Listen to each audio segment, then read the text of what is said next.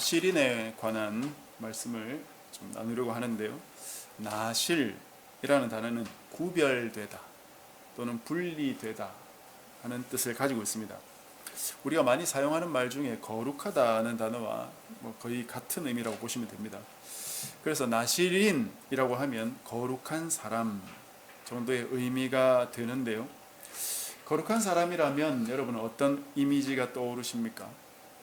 신부나 수녀같이 검은색 또는 흰색 그런 복장을 착용하고 절도 있는 행동을 하는 그런 사람이 떠오르십니까? 아니면 도인이나 자연인처럼 머리카락이나 수염을 길게 늘어뜨린 그런 사람이 떠오릅니까? 단정한 양복 같은 옷을 입고 시내를 활보하는 사람을 떠올리는 분도 있을지 모르겠습니다.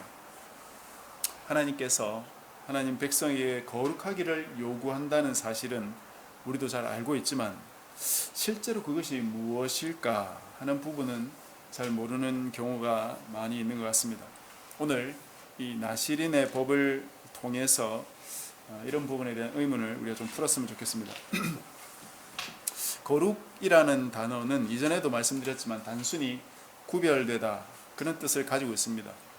따라서 엄밀하게 말하면 깨끗하다 하는 것과는 의미가 조금 다릅니다. 우리 집에 먼지가 많았는데 그걸 다 청소한다고 해서 그 집이 거룩한 집이 되는 건 아닙니다.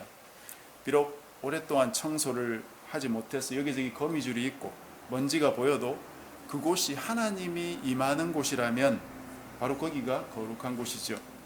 즉 거룩하다 하는 건 어떤 특별한 목적을 위해서 구별해 두었다는 의미인 것입니다. 신랑 신부가 결혼을 위해서 턱시도나 웨딩드레스를 잘 준비해 두었다면 그 옷들은 거룩한 옷이다 그렇게 부를 수 있을 겁니다. 또 누구의 생일을 위해서 케이크를 정성스레 준비해서 만들어 두었다면 그 케이크도 거룩하다 그렇게 말할 수 있습니다.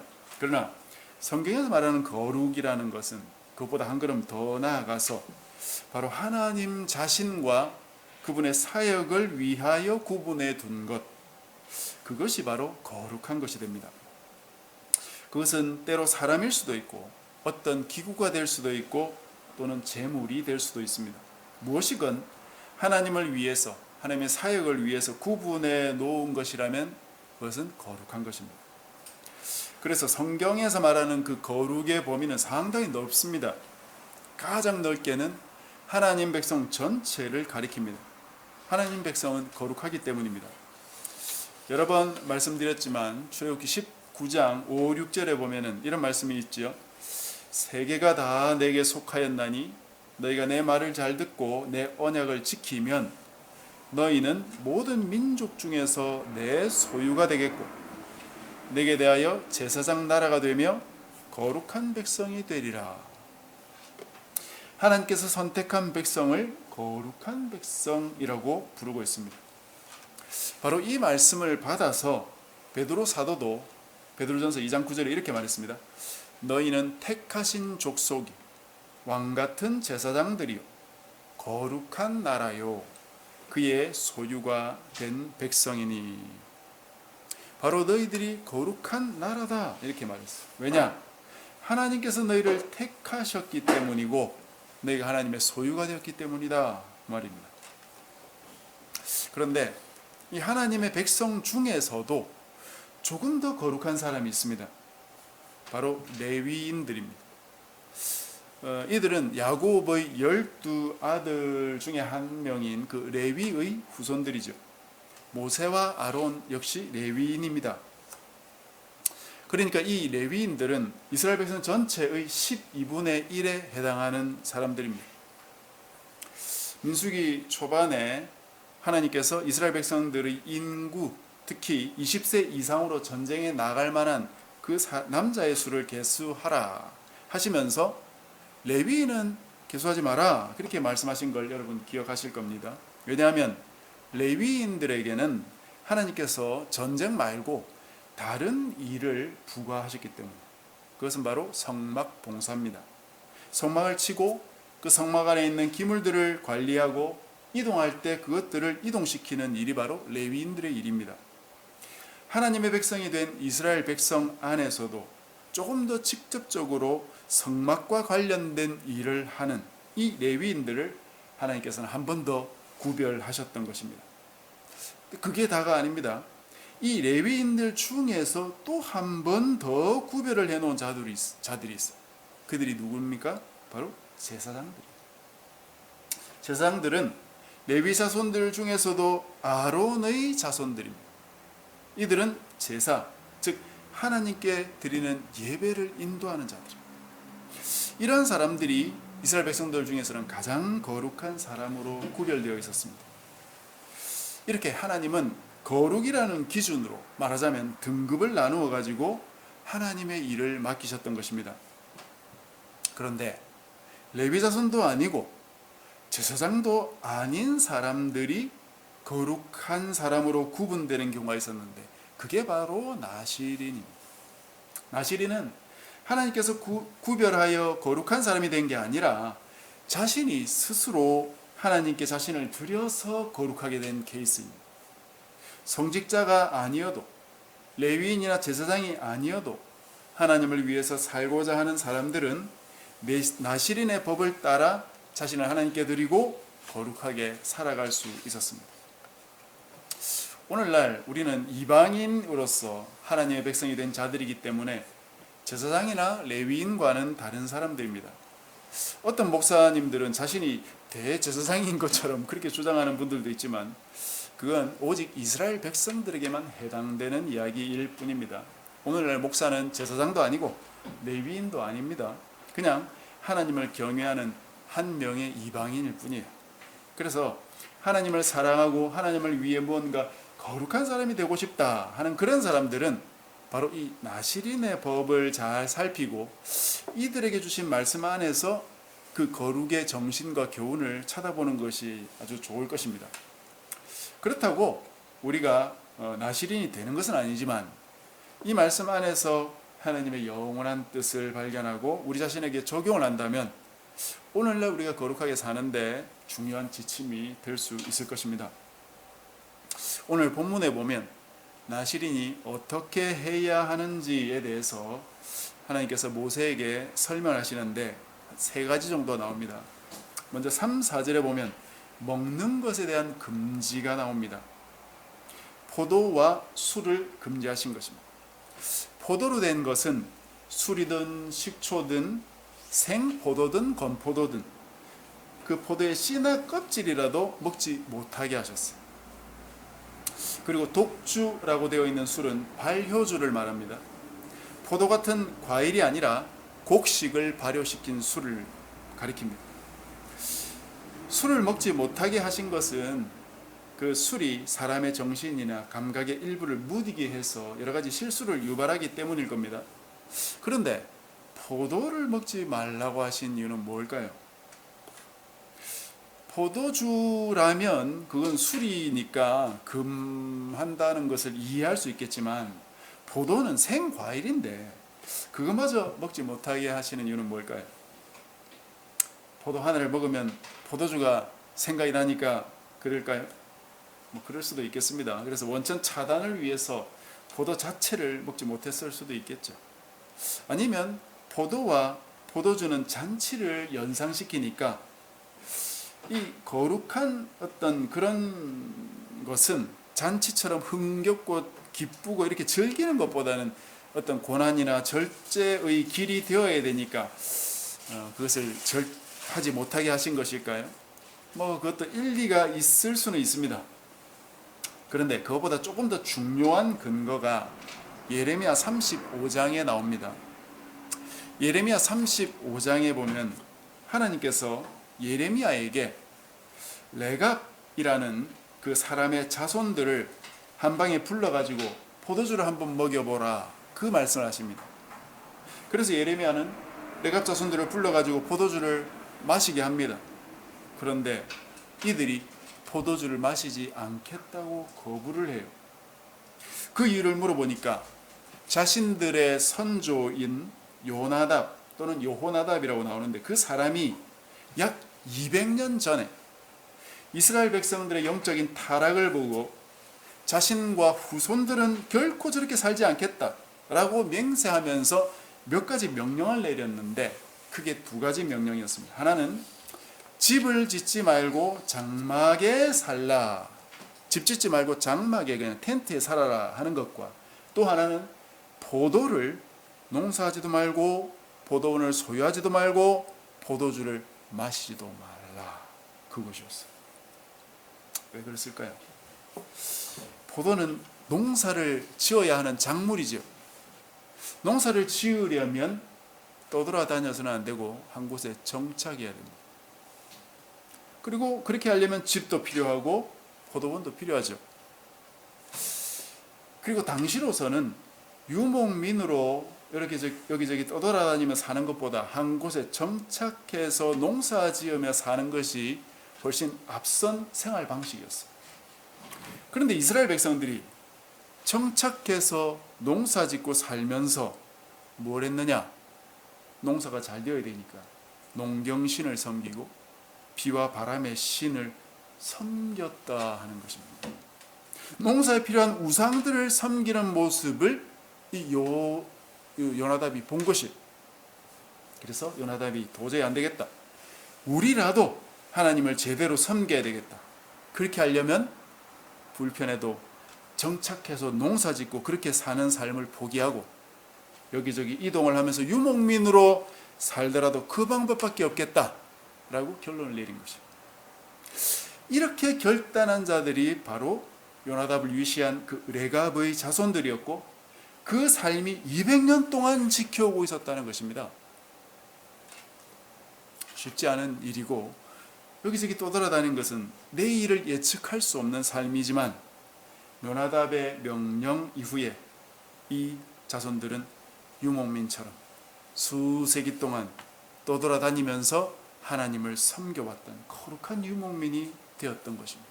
이들이 바로 레갑 족속들이에요. 지난주에도 말씀드린 바 있지만 하나님 역시 자기 백성들과 광야를 여행하며 떠돌아다니는 성막의 하나님이셨지, 한 곳에 정착해 편안히 앉아있는 성전의 하나님이시길 원하지 않으셨습니다.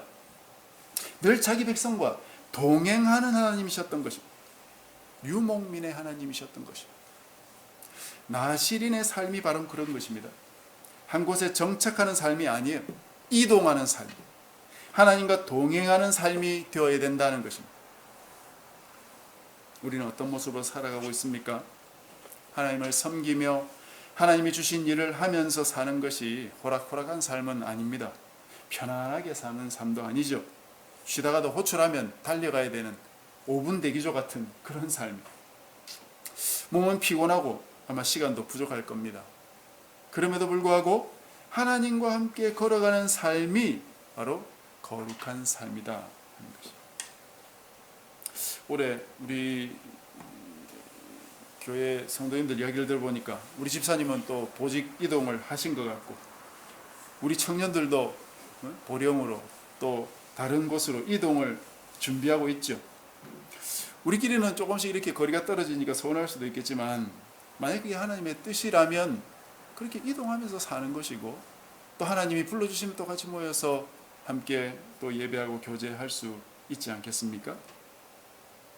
우리만 여기 있지만, 우리는 떠나면 안 되니까 여기 있지만, 그것이 하나님의 부르심이고, 또 내 삶에 어떤 부르심이 있든지 간에 우리가 늘 이동하면서 유목민의 삶을 생각하면서 그렇게 살아가는 우리 모두가 되어야 되겠습니다. 나신의 두 번째, 세 번째 규정도 나오는데 그것은 짧게 제가 말씀드리겠습니다. 5절에 보면은 두 번째는 삭도를 머리에 대지 말라 하신 것이었어요. 나실인으로 자신을 구별하여 드리는 첫날 머리를 빡빡 밉니다. 그리고 나서는 나실인 기간이 끝날 때까지 이발을 하지 않고 그대로 자라게 둡니다. 기간이 끝날 때 머리카락을 다시 한번 밀고 그걸 하나님께 불태워서 올려드려요. 아마도 머리카락을 기르게 하신 것은 나실인이다 하는 것을 외모적으로 드러내게 하신 한 방편이었을 겁니다. 하나님께 드려진 사람이기에 머리카락도 자기 마음대로 깎지 말고 저절로 자라게 두어야 했던 것이고, 그런 모습이 나실인의 표시였다는 것입니다. 또 6, 7절에 보면은 시체 접근도 금지했습니다. 시체에 닿으면 부정해지기 때문이죠. 나시린은 하나님께 드려진 거룩한 사람인데 하나님께 나아갈 수 없도록 부정을 입으면 안 되는 겁니다. 그래서 시체에 닿지 않도록 자신을 조심해야 됐고, 심지어 자기 부모님이나 가족이 돌아가셔도 접근하지 말라고 그렇게 하셨어요. 그 규정 이후에 9절부터 10절까지는 나시린 기간 중에 원치 않게 부정을 입었을 때 또 몇 가지 제사를 통해서 그것을 처리하는 방법을 또 말씀해 주셨고, 13절 이후에는 나시린 헌신 기간 마칠 때 드리는 제사에 대해서 기록하고 있습니다. 이제 이 내용들을 좀 정리하면서 우리가 깊이 생각해 볼 것 한 가지만 말씀을 드리고 말씀 맺고자 합니다.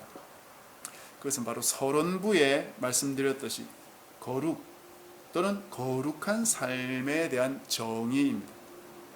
거룩하다는 것은 하나님과 하나님의 사역을 위해 구별한 것이라고 했습니다. 그런데 여러분, 조금 전까지 살펴본 그 구별 방법은 무엇입니까? 포도 관련 음식과 독주, 술을 멀리하는 것, 이발을 금지하고 시체를 멀리하는 것, 이런 것들로 사람이 거룩할 수 있다는 것이에요. 여러분, 조금 이상하지 않습니까? 우리가 보통 거룩하다 그렇게 생각하면 기본적으로 성경을 여러 번 읽고 외우고 또는 묵상도 잘하고 기도도 하루에 몇 분 또는 몇 시간 이상 해야 되고, 또 교회에서 하는 여러 가지 예배나 행사나 이런 데 빠지지 않고 헌신적으로 참여하는 그런 사람, 그런 행동, 그런 것들이 거룩하다고 생각하지 않습니까? 새벽 기도회니 수요 기도회니 금요 기도회니 또는 절기 때마다 무슨 칸타타니, 그리고 열심히 봉사하면 저 사람은 신앙생활 잘하니까 거룩한 사람이다, 그런 생각이 우리에게 있지 않습니까? 그런데 여러분, 나실인이라는 사람의 그 거룩 방법을 보십시오. 이 나실인이라는 사람은 거룩하기 위해서 성막을 봉사한다든지 제사장을 대신해서 무슨 일을 한다든지 그런 사람이 아닙니다. 술을 그리고 포도를 멀리하고 이발하지 말고 시체 접근하지 마라, 그게 다예요. 술과 포도는 무엇입니까? 먹는 것이죠. 내가 거룩해지는데 먹는 것이 관련이 있을 것이라는 생각을 해본 적 있으세요? 여러분이 먹는 그것, 내가 무엇을 먹느냐, 그것이 여러분의 거룩과 관련이 있습니다. 이런 질문을 하면은 아마 술, 담배를 쉽게 떠올릴지 모르겠습니다. 술, 담배 하는 것 자체는 죄가 아닙니다. 그러나 죄가 될 수 있어요. 사람에 따라, 경우에 따라, 상황에 따라 죄가 될 수도 있고 되지 않을 수 있습니다. 출애굽기에 보면 하나님께서 아론의 장남과 차남을 죽이신 일이 있어요. 원인이 명시적으로 나오진 않지만 전후 문맥을 보면 이 두 아들이 제사장이었는데 술 먹고 제사를 인도했던 것이에요. 그래서 하나님께서 이들을 쳐 죽이셨어요. 하나님께서 제사장이라는 놀라운 특권을 주시고 예배를 인도할 수 있는 그런 특권들을 주셨는데 그런 거룩한 일을 하면서 술 먹고 실수한 것이에요. 그런 방종한 이들에게는 술이 죄의 도구가 될 수 있는 것이죠. 밥 먹을 때, 잔치할 때 술 먹을 수 있죠. 그러나 하나님께서 맡기신 중요한 일을 하면서 그런 행동을 해서는 안 되는 것이죠. 꼭 술, 담배뿐만 아니라 우리의 먹는 습관을 생각해 보십시오. 나는 과연 거룩하게 먹고 마시고 있느냐? 때와 장소에 따라 하나님이 주신 나의 육체를 건강하게 가꾸기 위해서 나는 절제하면서 먹고 있느냐? 나는 혹시 먹기 위해 살고 있느냐? 아니면 살기 위해 먹느냐? 바울은 우상에게 드려진 음식이라도 모든 걸 하나님이 주셨으니까 하나님이 주셨다는 믿음으로 먹는다면 그것도 문제 안 된다, 그렇게 말했어요. 뭐든지 먹을 수 있어요. 때와 장소를 가리고 상황에 따라 잘 분별해서 먹는 자세, 식욕에도 절제가 필요하다는 것입니다. 자신의 식욕을 절제하고 규모 있고 적절하게 먹는 것이 우리의 거룩에 도움이 되는 것입니다. 두 번째는 이발금지. 머리를 잘랐다가 계속 기르고 있는 걸 본다면 저 사람은 나시린이구나 그렇게 눈치챌 수 있죠. 머리카락을 보면 저 사람은 하나님께 드려진 사람이구나 라는 걸 눈치챌 수 있었다 이 말이에요. 우리는 나 자신이 하나님의 백성이라는 사실을 겉으로 드러내면서 살고 있는가 하는 것이. 일부러 막 떠들면서 나는 교회 다녀요, 하나님 믿습니다, 그런 것을 할 필요는 없지만 하나님을 믿는다는 그 사실 자체를 부끄러워하면서 숨겨서 되겠습니까? 어릴 때 우리 학교에서 도시락을 먹을 때면 늘 기도를 해야 되는 순간이 오잖아요. 이 기도를 어떻게 해야 되나. 한편으로는 좀 사람들이 나를 보지 않을까. 늘 주변 시선이 그렇게 신경이 쓰였죠. 그래서 눈 한번 깜빡하고 하나님 기도한 걸로 칩시다. 그러면서 이제 식사를 했던 그런 적도 있었는데 여러분은 어떻게 하는지 모르겠습니다. 나시린은 자신이 하나님께 바쳐진 사람이다라는 사실을 머리카락으로 드러내면서 그렇게 살았다 이거. 우리 자신도 한번 그런 부분을 생각해 봤으면 좋겠습니다. 내가 하나님을 믿는 사람이라는 걸 기꺼이 드러내면서 나는 살고 있느냐, 아니면 그것이 꺼려지거나 아니면 부끄럽거나 아니면 피하고 있느냐. 그런 것들을 통해서 내 신앙을 점검해 보아야 되는 것입니다. 세 번째는 시체를 멀리하라 하셨습니다. 시체는 사람을 부정하게 만듭니다. 가지 말아야 할 장소, 멀리해야 될 사람과 문화, 또는 내가 버려야 할 그런 습관들을 생각해 보면 좋겠습니다. 이 세상은 분명 하나님이 지으신 아름다운 세상이지만 사탄과 악한 사람들이 그걸 더럽히고 있습니다. 그래서 그들의 문화와 가치관을 따르면 안 되는 것이고, 그들의 문화가 판치는 장소나 그런데 푹 빠져있는 사람과 가까이 하지 않는 것이 좋죠. 우리 자신을 그런 부정으로부터 지켜야 된다는 것입니다. 이런 것도 이야기하면 술집이나 나이트클럽만 떠올리는 사람들이 있는지 모르겠습니다만, 내가 다니는 모든 장소, 내가 접하는 모든 사람과 문화들을 여러분 생각해 보십시오. 그런 곳을 겁낼 필요까지는 없지만 이건 하나님의 뜻이 아니다 라고 판단이 된다면 구별해서 가까이 하지 않는 것이 나 자신을 지키는 거룩한 길일 겁니다. 저도 군대에 있을 때 고참을 따라서 그 단란주점이라는 데를 한번 가봤거든요. 별로 좋은 기억이 없습니다. 왜 가는지도 잘 모르겠고요.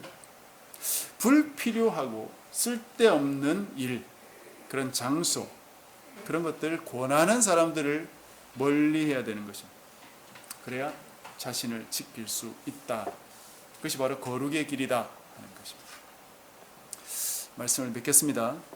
나시린 법은 우리 자신을 거룩히 지키는 방법이 우리의 실생활에 있다는 사실을 가르쳐주고 있습니다.